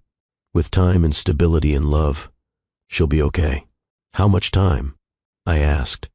That's different for everyone, Dr. Marsh said. But Kennedy has something a lot of trauma survivors don't have. She has you. A father who showed up, who chose her, who's staying. That matters more than you know. 3 months after I found them in the snow, we celebrated Kennedy's 8th birthday. Her first real birthday party. We had it at the penthouse. Kennedy invited her friends from school. We had balloons and streamers and a cake shaped like a princess castle. Kennedy wore her purple dress and a paper crown. She was radiant. When it was time to blow out the candles, Kennedy closed her eyes and made a wish. What did you wish for? Her friend Sophie asked. I can't tell you, Kennedy said seriously. Or it won't come true, but I can tell you it already kind of came true. How? Sophie asked. Because I wished for a family, Kennedy said. And I have one now, a real one. I had to leave the room.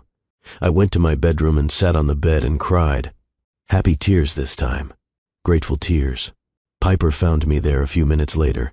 Are you okay? She asked. I'm perfect, I said. She's perfect. This whole thing is perfect. It is, isn't it? Piper said. She sat next to me. Warren, can I tell you something? Of course, I said.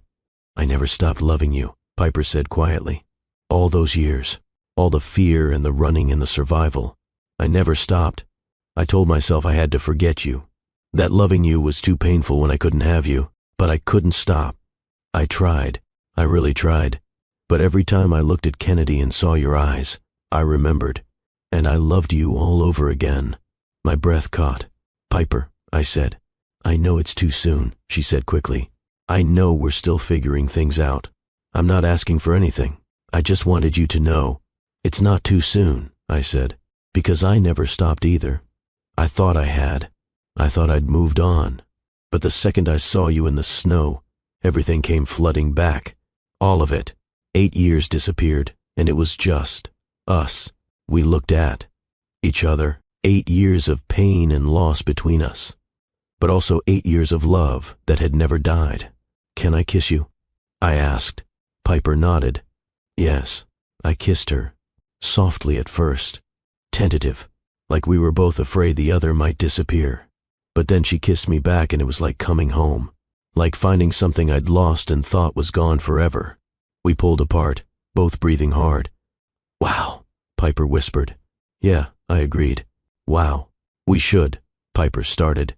We should get back to the party, I finished. Kennedy will wonder where we are. We went back to the living room. Kennedy was opening presents, surrounded by friends and laughter and joy. She looked up when we came in and smiled. This is the best birthday ever, she announced. Thank you, Dad. Thank you, Mama.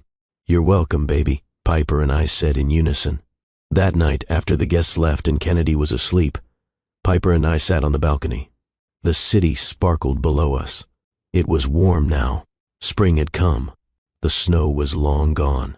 Do you remember, Piper said, when we used to talk about the future? Before everything fell apart? We were going to get married, I said. Buy a little house. Have kids. Build a life together. Simple dreams, Piper said. But good ones. They're still good, I said. We just took a really long detour to get here.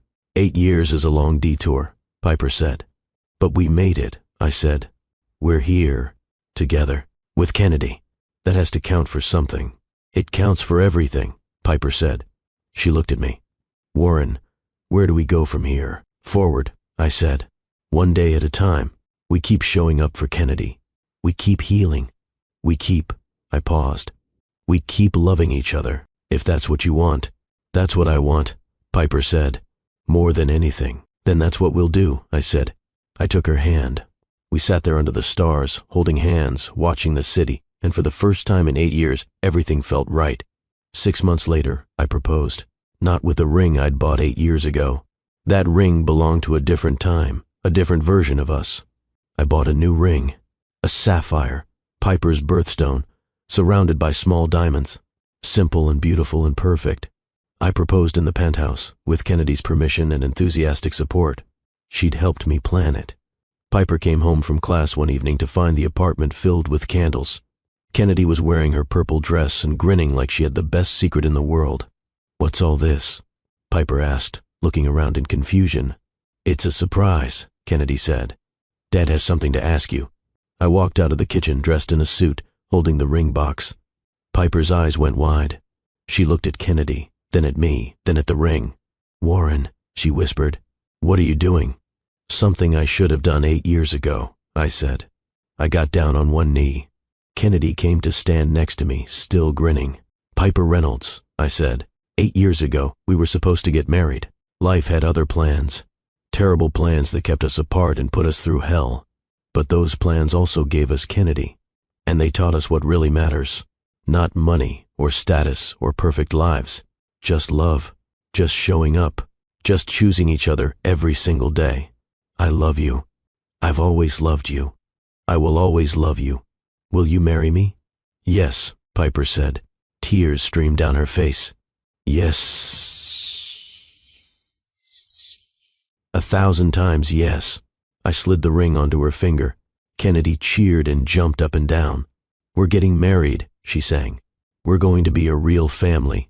We're already a real family, I said, pulling both of them into a hug. This just makes it official. We got married 3 months later. Small ceremony, just close friends. Dr. Cho was there. Reese Harper, Kennedy's teacher, Miss Anderson, Piper's college advisor who'd become a friend, people who mattered, people who'd supported us. Kennedy was the flower girl. She wore a new purple dress, fancier than her others, with sparkles. She took her job very seriously, walking down the aisle with perfect precision, scattering rose petals. When it was time for vows, I looked at Piper and said, I promise to choose you every day. In the easy times and the hard times, when life is perfect and when it's falling apart, I promise to show up, to stay, to love you and Kennedy with everything I have, for as long as I live.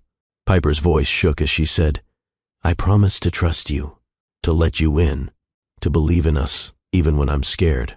I promise to build a life with you, not the life we planned 8 years ago, but the life we have now, imperfect and real and ours. For as long as I live, I now pronounce you husband and wife, the officiant said. You may kiss your bride. I kissed Piper. Kennedy cheered. Everyone clapped. And just like that, we were a family. Officially, legally, permanently. At the reception, Kennedy gave a speech. She stood up on a chair so everyone could see her, and she said, in a clear, serious voice, I used to think families were just people who were stuck together. But now I know families are people who choose each other. My dad chose me. Even when he didn't know I existed, he chose to stop his car in the snow. He chose to help us. He chose to love us. And that's what makes him my dad. Not DNA or paperwork, but choosing. Every single day. There wasn't a dry eye in the room. I went to Kennedy and picked her up. Thank you for choosing me too, I whispered. For letting me be your dad. You're the best dad in the world, Kennedy whispered back. We danced. Kennedy stood on my feet like she was a little kid, even though at 8 she was getting too big for it. We swayed to the music and I thought about the night I found them. How close I'd come to driving past. How easily I could have missed them. How different everything would be. But I didn't drive past. I stopped. I got out of the car. I chose them, and they chose me back. Piper and I didn't go on a honeymoon right away. We wanted Kennedy to feel secure first, to know we weren't disappearing. But 3 months after the wedding, we took a family trip to the beach. Kennedy had never seen the ocean. We rented a house right on the water.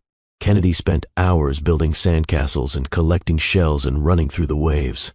She was fearless, joyful, free. "Look at her," Piper said, watching Kennedy play. "She's so different from the child in the snow." "She's safe now," I said. "She knows she's loved. That changes everything." On the last night of the trip, we sat on the beach watching the sunset. Kennedy was between us, holding both our hands. "This is the best day of my whole life," she said. "Better than my birthday. Better than getting my purple dress. Better than anything." "Why?" I asked. "Because we're together," Kennedy said simply. "And nobody is cold or hungry or scared. We're just happy." "We are happy," Piper agreed. "So happy." "Do you think it will always be like this?" Kennedy asked. "Will we always be happy?" "Life has ups and downs," I said honestly. "Sometimes things will be hard, but we'll face them together, as a family, and that makes everything better." "Okay," Kennedy said. She leaned against me. "As long as we're together, I can handle anything." We sat there watching the sun sink into the ocean, painting the sky in shades of pink and orange and gold. A year ago, Kennedy had been sleeping in the snow. Now she was watching the sunset on a beach with 2 parents who loved her. A year ago, Piper had been terrified and alone. Now she was, my wife, safe and healing. A year ago, I'd been engaged to the wrong woman, living a hollow life. Now, I had everything that mattered. We went home from the beach and back to our life. Kennedy started 3rd grade. Piper finished her associate's degree and transferred to a 4-year university. I restructured Beck Industries to work from home more, to be present for school events and bedtime stories. We had family dinners every night. We watched movies on weekends. We went to Kennedy's soccer games and school plays. We were normal, beautifully, wonderfully normal. 2 years after I found them in the snow, we started the Beck Family Foundation, a nonprofit dedicated to helping homeless families. We provided temporary housing, job training, childcare, and support. Everything Piper and Kennedy had needed and couldn't find. Piper ran it. She worked with families directly, understanding their situations in ways no one else could. "I've been there," she'd tell them. "I know how hard it is. But there's hope. You can get through this." We helped hundreds of families that first year. Thousands in the years after. Every family we helped was a family that didn't have to sleep in the snow. Every child we supported was a Kennedy who got a second chance. On the 5-year anniversary of the night I found them, we went back to that corner. The bookstore was still shuttered. The street looked the same, but we were completely different. "I can't believe it's been 5 years, Piper said. 5 years since the worst night of my life turned into the best. Do you remember what you were thinking?" I asked. "When you saw me?" "I was terrified," Piper said. "I thought you were going to take Kennedy away. I thought my worst nightmare was coming true. And instead," I asked. "Instead, my best dream came true," Piper said. "I got my life back. I got you back. We got to be a family." I looked at Kennedy. She was 12 now, tall and healthy and confident. She barely remembered being homeless. It felt like a bad dream from someone else's life. "What about you, sweetheart?" I asked. "Do you remember that night?" "A little," Kennedy said. "I remember being really cold and really scared. And then I remember you, your voice, your coat that was so soft, the way you looked at Mama like she was the most important person in the world. I remember thinking, maybe we'll be okay." "And were you?" I asked. "Were you okay?" "Better than okay," Kennedy said. She took our hands. "I'm happy. I'm safe. I have everything I ever wanted.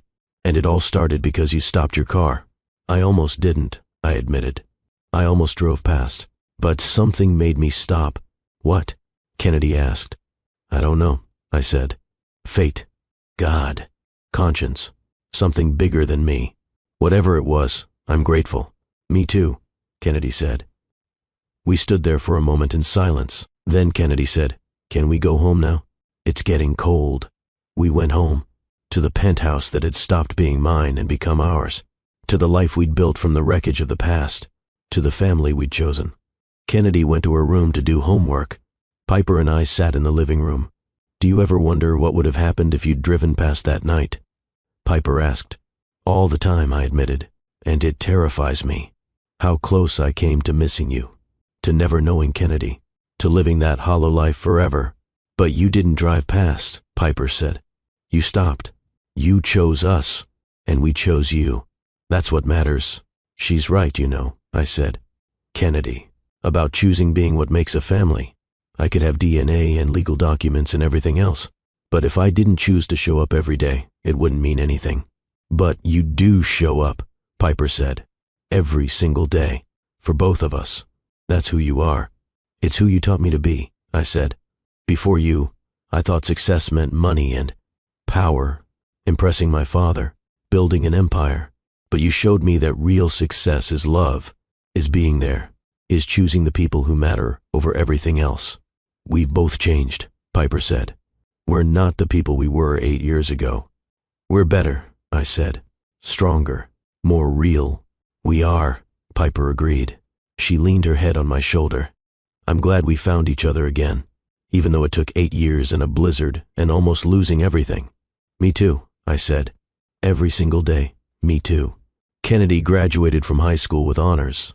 She'd been accepted to MIT with a full scholarship. She wanted to study biomedical engineering, to invent medicines for people who couldn't afford them, just like she'd said when she was 7. "I'm so proud of you," I told her at her graduation party. "You've worked so hard. You've overcome so much. Look at everything you've accomplished." "I had help," Kennedy said. "I had you and Mama. I had stability and support and love. That's what made the difference. That's what I want to give other kids, the chance I had." "You're going to change the world," Piper said. "I know you are." "I hope so," Kennedy said, "because I remember what it was like, being cold and hungry and scared. If I can help even one kid not feel that way, it'll be worth it." We celebrated with friends and family. Dr. Cho was there, marveling at how Kennedy had grown. Miss Anderson from elementary school, friends from the Beck Family Foundation, people who'd been part of our journey. At the end of the night, Kennedy found me on the balcony. "Dad," she said. "Can I ask you something?" "Always," I said. "Do you ever regret it?" she asked. "Choosing us over Adrian and your perfect life?" "Not for 1 second," I said. "Kennedy, you and your mother are the best thing that ever happened to me. You saved me from a life that looked good but felt empty. I should be asking if you regret it." "Regret what?" Kennedy asked. "Me finding you that night," I said. "Your life would have been so different. Easier in some ways. You wouldn't have had to adjust to stability after years of chaos. You wouldn't have had to share your mother. I never regret it," Kennedy interrupted.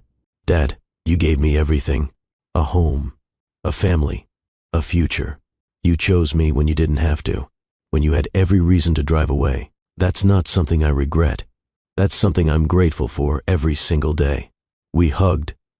My daughter, my brilliant, compassionate, incredible daughter who'd survived the impossible and come out stronger. "I'm the one who's grateful," I said. "You taught me what really matters. You and your mom both. Thank you for letting me be your dad. You'll always be my dad," Kennedy said. "No matter where I go or what I do, you're my family. Forever, forever," I agreed. Kennedy went to MIT that fall. The house felt empty without her, but she called every week, came home for holidays, brought friends to meet us. She was thriving, building the life she dreamed of, making a difference, just like she'd always wanted. Piper finished her doctorate in education and started teaching at a university. She specialized in trauma-informed education for at-risk youth. She published papers, gave lectures, changed lives, and I finally understood what my father never did. That success isn't measured in dollars or deals or empire building. It's measured in the people you love, the lives you touch, the difference you make.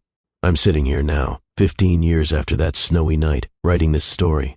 Kennedy is 23. She's in graduate school developing affordable insulin alternatives. She's engaged to a wonderful person who loves her and understands her and chooses her every day. Piper and I have been married for 14 years.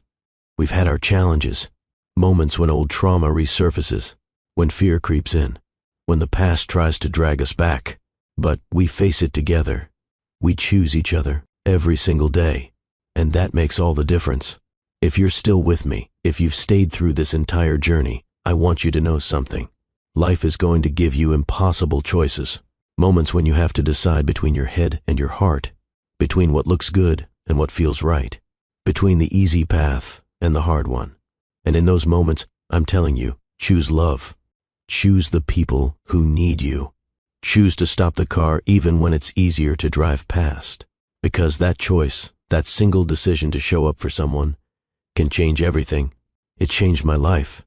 It gave me a daughter I didn't know I had, a wife I thought I'd lost forever, a family I didn't know I needed. So hit that like button if this story moved you. Share it with someone who needs to hear it. Subscribe to Love and Twilights with Dr. Phillips for more stories about love, redemption, and second chances. And comment below. Tell me, what would you choose? Your perfect life or the person who needs you? I chose need, and I've never regretted it for a second. Thank you for listening. Thank you for being part of this journey. And remember, sometimes the coldest nights lead to the warmest dawns. You just have to be brave enough to stop the car.